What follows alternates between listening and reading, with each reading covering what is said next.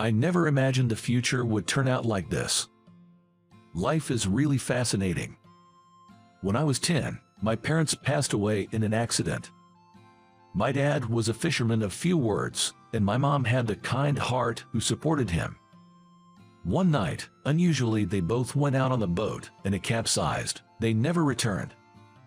I was just a little kid then, and I was taken in by my grandmother, Harriet, and became her adopted child. That was a date. Your mom looked forward to every anniversary that your dad would invite her for a seaside date, but who could have imagined it would come to this? Grandma spoke with a hint of loneliness in her voice. Then, with a quiet yet strong voice, she reassured me, "Don't worry, I'm here for you." That's how she encouraged me. Grandma lived alone. The house, frankly, couldn't be called pretty. It was a rundown apartment. "I'm sorry for such a modest home. We're not well off." That was often followed by an apology. But I loved living with Grandma so much that it never bothered me, and I'd say, "I don't mind at all. Please don't apologize." I always tried to respond in a way that wouldn't make her worry, and kept a smile on my face.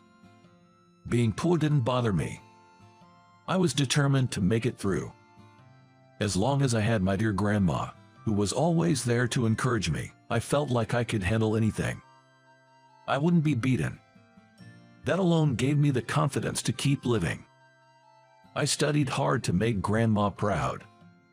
Thanks to that, my grades improved rapidly, and by the time I was in the first year of middle school, I was at the top of my class. This drew a lot of attention at the school, but not everyone thought well of it. "It's Kyle from my class. Hey, I heard you're living with your poor granny. That's why her clothes are always so tattered." "Huh?"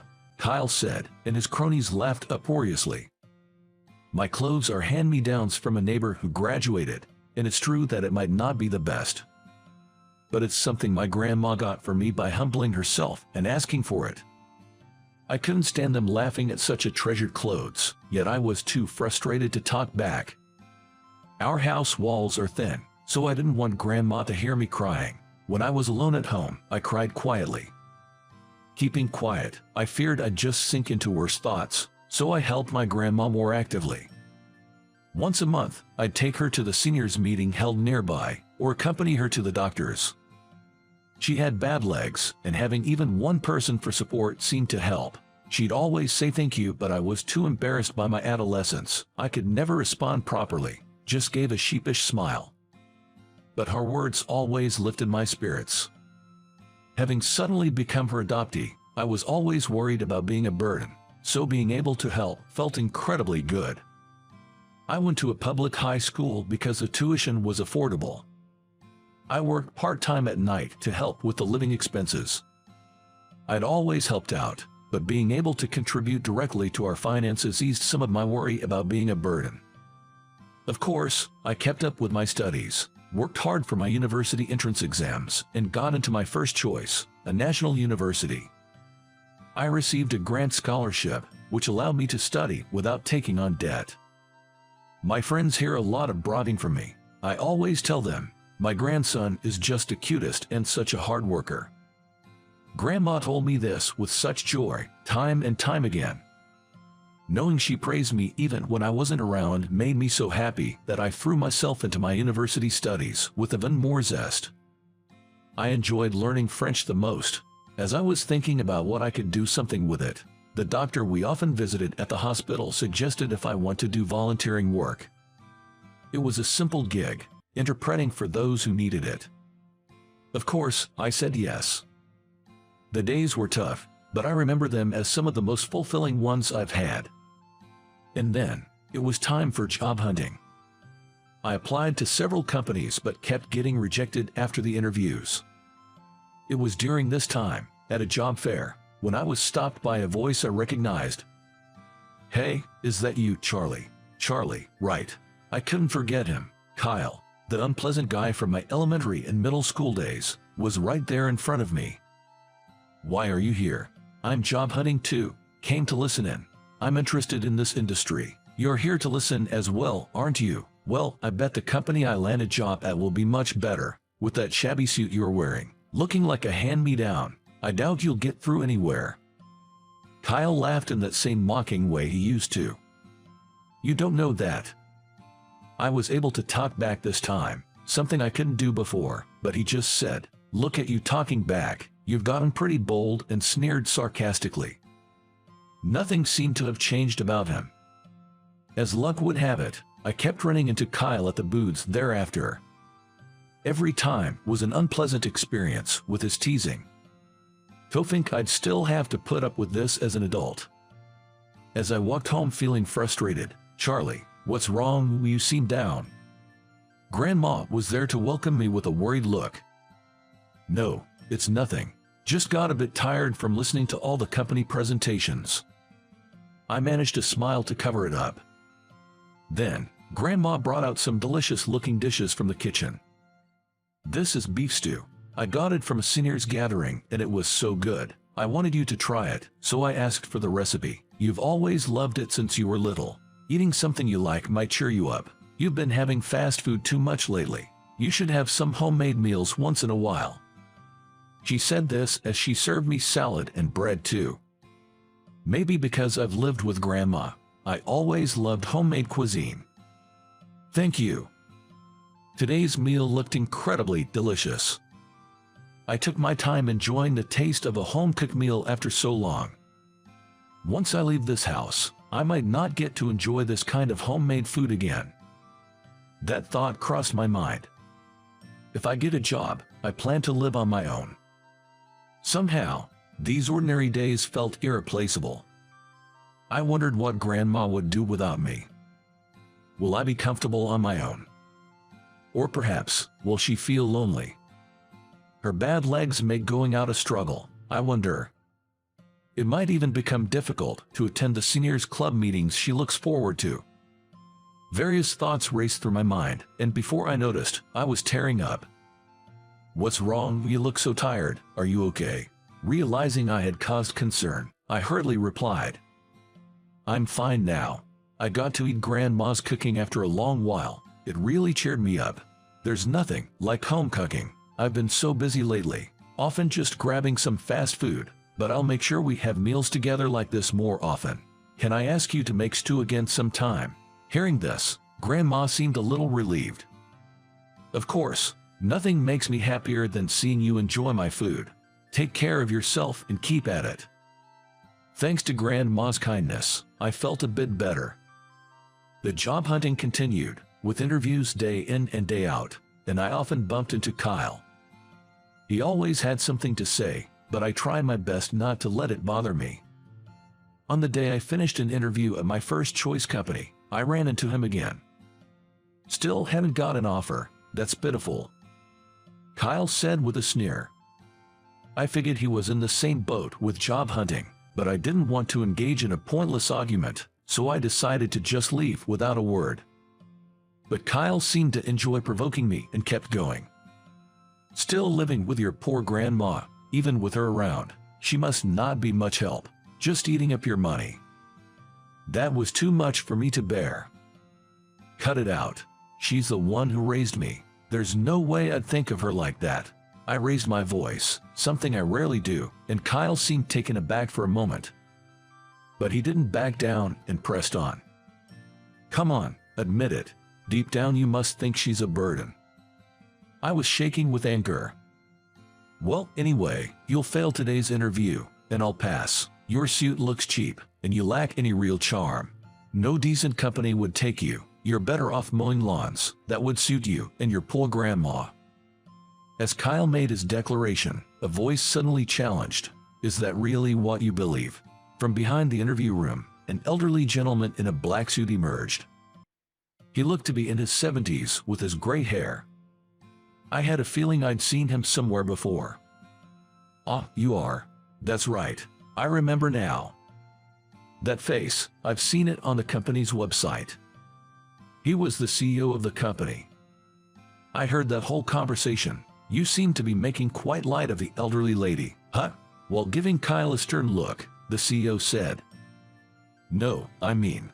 Kyle was flustered, but the CEO didn't listen. "I've heard about how Charlie has lived since he was a child. I understand he cherishes the grandmother he lives with very much, and yet, you spoke quite harshly about her." At the CEO's words, Kyle was trembling. Even with a quick glance, I could see he was sweating bullets. Curiously, I asked the CEO a question. "How come you know about me?" "Well, I happen to know your grandmother, Harriet. I enjoy conversing with people, and often participate in the seniors' gatherings, where I became friendly with her after our chats." Who would have thought the CEO was connected to my grandma? I was totally blown away by this unexpected turn of events.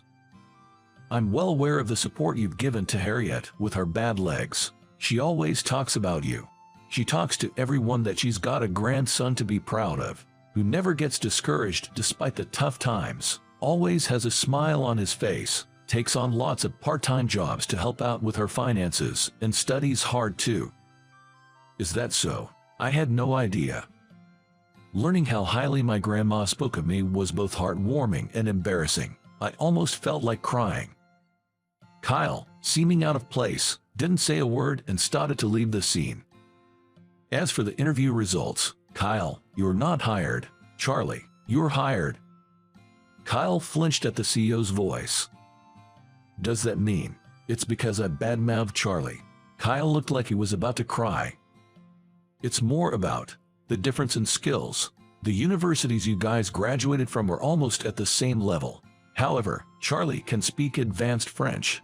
He even has experience as a medical interpreter, albeit as a volunteer. Our company is currently looking for someone who can do medical interpretation, and Charlie fits the bill perfectly."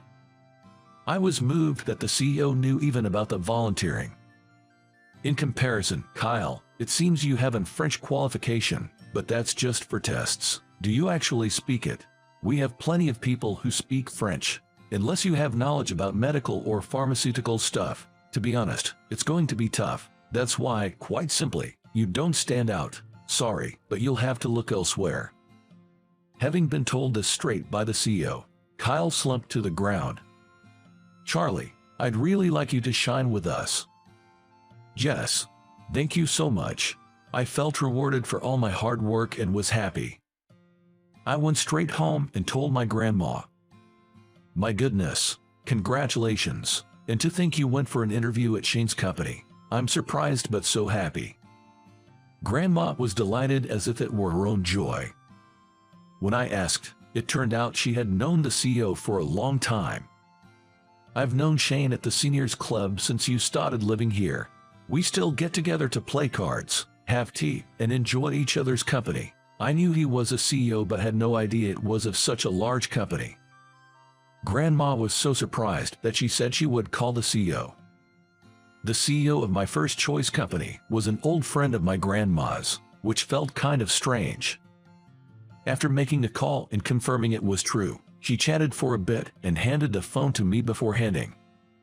"Charlie, it was nice to talk with you today." "Thank you too. It feels kind of strange, doesn't it? Just a moment ago, we met as the CEO and a job seeker." "True. I'd like to also get along as Harriet's friend from now on. How about dinner, the three of us, sometime?" I was a bit surprised by the invitation. I wondered if it would be okay to have dinner with the CEO. I was at a loss for words on how to respond when I was told, "Please switch with Harriet," so she took over. Upon hearing the CEO's suggestion, Grandma immediately agreed. "That sounds lovely. Let's definitely have a meal together," and quickly set a date. Honestly, I was confused, but seeing how delighted Grandma was, I thought, well, why not? The following week, we had dinner as promised. It was a typical family restaurant, the kind you wouldn't expect the CEO of a big corporation to visit. Are you sure this place is okay? Maybe somewhere more upscale, or maybe you're just being considerate of us." But the CEO shook his head.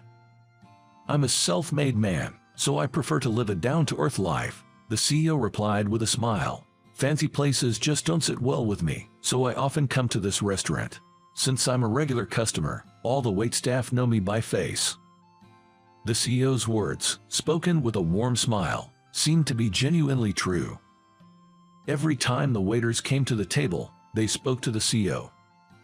Watching this, I started to relax. The three of us ordered the steaks that the CEO recommended, chatting and eating until we were completely stuffed. Having the meals with the three of us turned out to be more delicious than I expected. While Grandma went to the restroom, I escorted her to the hallway. Upon returning to our table, the CEO struck up a conversation. "Actually, I would like to go out with Harriet," he confessed. "It may seem strange at my age, but I'm serious. I've been alone since my wife passed away 10 years ago. Embarrassingly, I'm a bit stubborn and occasionally get into arguments, but Harriet always treats me with kindness. If I've had a falling out with my friends, she mediates and helps us reconcile. I've never met anyone like her, so if I have your blessing, Charlie, like a son to me, I'd like to confess my feelings. What do you think?" I smiled quietly and nodded at the nervous-looking CEO. "Of course, I'm all for it." And before I could finish, we heard "So that's how it is." Turning around, Grandma was there. A staff member had brought her back to the table. I hadn't noticed at all. "I wonder how much she heard." "I would be so happy to be with you, and Charlie agrees. Please take care of me." With those words, Grandma was in tears. Though they never officially married, they've been living together. Their home is surprisingly modest for CEOs, but seeing Grandma so happy makes me very glad. We still frequently go to that family restaurant for meals. My job is going well too, as a corporate interpreter. I'm heading off to another day at the job, and seeing Grandma's happy face motivates me to keep up the good work.